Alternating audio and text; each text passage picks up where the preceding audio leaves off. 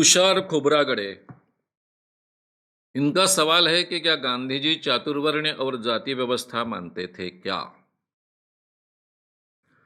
जहां तक मैंने गांधी पढ़ा है, गांधी को समझा है,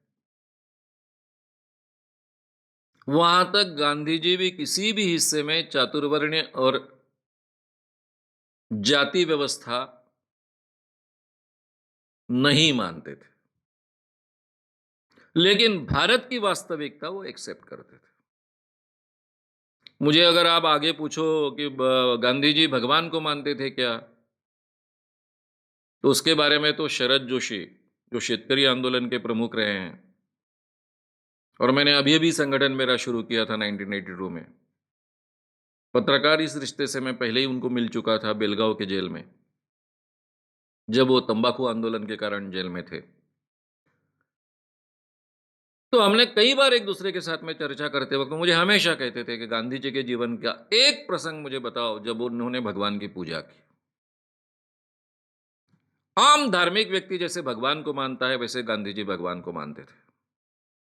ऐसी एक बात मुझे सुझाओ, ऐसा वो कहते थे। मैंने पहले जितना भी गांधी पढ़ा था उसमें से तो मुझे कुछ याद नहीं आता था, उसके बाद भी मैंने पढ़ा और ऐसा कोई प्रसंग मैं अपने जीवन में बता नहीं पाया जब से गांधी अफ्रीका से भारत में आए तब से। पहले के गांधी बहुत अलग थे, अफ्रीका से भारत में आए हुए गांधी बहुत अलग थे। और मैं भारत में 1914 में आए हुए गांधी के बारे में बात कर रहा हूं। वो अपने जीवन के किसी भी हिस्से में चातुर्वर्ण्य नहीं मानते थे। किसी भी ब्राह्मण के आगे वो बनिया थे, किसी भी ब्राह्मण के आगे झुकते हुए आपने उनको कभी देखा नहीं, और किसी शूद्र के साथ में गलत व्यवहार करते हुए, अमानवीय व्यवहार करते हुए आपने उनको देखा नहीं। उस जमाने में, जिस जमाने में अस्पृश्यता बहुत कड़े पैमाने पर अमल में लाई जाती थी, उस जमाने में यह आदमी हर एक के साथ में इंसान जैसा बर्ताव करता है, खाने में अलग अलग नहीं होता है, जबकि ये परंपरा थी कि जाति के अनुसार अलग अलग पंगत में बैठना चाहिए। वो सब लोगों के साथ में खाना खाते थे। उन्होंने अपने आश्रम में दलित, हरिजन बोलिए या फिर शेड्यूल कास्ट बोलिए, उस लड़की के साथ में विवाह करेंगे तो मैं खुद हाजिर रहूंगा,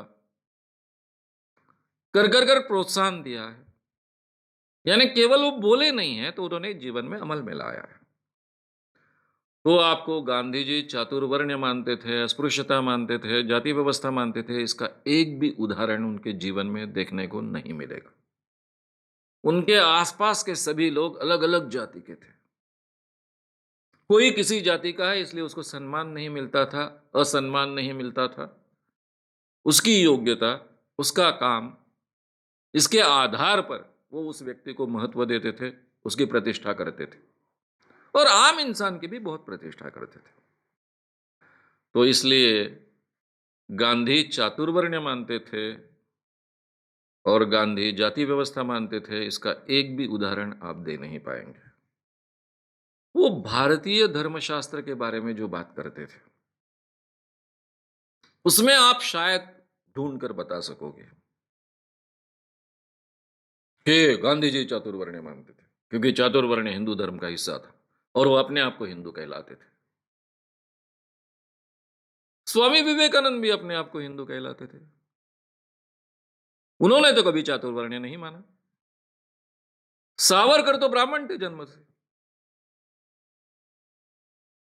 वो भी अपने आप को हिंदू मानते थे। उन्होंने तो कभी चातुर्वर्ण्य अमल में नहीं लाया, ना ही जाति के आधार पर अपने जीवन में किसी के बारे में कोई भेद किया।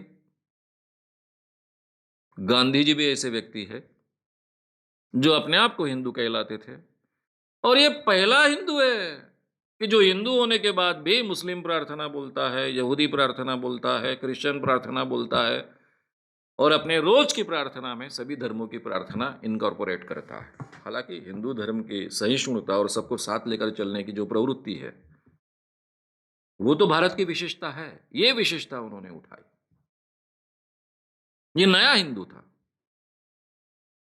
इसके बीज भारत में थे, भारतीय कल्चर में थे, लेकिन इन बीजों को उन्होंने उठाया, सेपरेटिस्ट बीजों को नहीं उठाया। मैं हिंदू, तू क्रिश्चियन, तू मुसलमान, इन बीजों को नहीं उठाया। और आखिरी तक वो अपने आप को हिंदू कहते रहे, क्योंकि उन्हें आम आदमी के साथ में अपने आप को जोड़ना था। स्वामी विवेकानंद जो बोले हैं अपने जीवन में, यहाँ के धार्मिक चीजों के बारे में बोले हैं, मंदिरों के बारे में बोले हैं, सुनेंगे तो आपको बहुत बहुत, यानी जो मंदिरों को मानने वाला व्यक्ति है वो चिढ़ जाएगा, ऐसी बातें उन्होंने कही। लेकिन वो अपने आप को हिंदू कहते थे। जिन लोगों को लोगों में परिवर्तन करवाना है, लोगों का प्रबोधन करना है, उनको हमेशा यह ध्यान में रखना होता है कि मुझे आम आदमी के साथ में मुझे जोड़ लेना है, तो ये मैं उसके साथ में रह पाऊंगा, उसमें परिवर्तन कर पाऊंगा, उसे साथ में ले पाऊंगा। और ये बात गांधी जी ने बहुत अच्छे ढंग से अपने जीवन में अमल में लाई। परंपरागत हिंदू धर्म, और उस टाइम में जो हिंदू धर्म एस्टेब्लिश था, उसके बजाय एक इंसान कर उन्होंने पूरे बिहेवियर पैटर्न अपने जीवन में एस्टेब्लिश किए, जो मान्य नहीं थे उन दिनों में। अस्पृश्य के साथ में बैठना मान्य नहीं था, साथ में खाना तो बिल्कुल ही मान्य नहीं था। ये सब चीजें उन्होंने अपने आश्रम में, अपने जीवन में, पूरे जीवन में करते आए, राजकीय जीवन में करते आए, सामाजिक जीवन में करते आए। उस कारण उन पर काफी बार बहिष्कार डालने का प्रयास किया गया। उनके जाति ने तो पहले ही बहिष्कार डाल दिया था, क्योंकि वो समुद्र पार कर गए थे पढ़ाई के लिए। ये सब सहकर भी वो करते गए, क्योंकि वो भारतीय लोगों के साथ में अपने आप को जोड़ना चाहते थे। लेकिन इसके बावजूद उन्होंने चातुर्वर्ण्य का कहीं भी समर्थन नहीं किया। हाँ, उन्होंने ग्राम व्यवस्था का समर्थन किया, और ग्राम व्यवस्था का समर्थन करते वक्त भी इसमें जो जातिगत व्यवस्था है वो मुझे मान्य नहीं, ऐसा कहा है उन्होंने। क्योंकि ये स्वतंत्र ग्राम व्यवस्था थी, बहुत महत्व की थी। इस देश पर इतने आक्रमण हुए, उसके बावजूद ये देश स्वतंत्र रहा, उसके पीछे का वो कारण था। क्योंकि एक गांव पूरा का पूरा उजड़ गया, फिर भी कुछ बिगड़ता नहीं था। 12 बलूतेदार, खेतीहर, उसके आसपास के गांव के रिश्तेदार आते थे, उनका काम संभाल लेते थे, गांव फिर से खड़ा हो जाता था। अब आगे चलकर ये जातिगत व्यवस्था बन गई। ये जातिगत व्यवस्था बुरी है, वो कहते थे। ये जातिगत नहीं होनी चाहिए, ये कहते थे।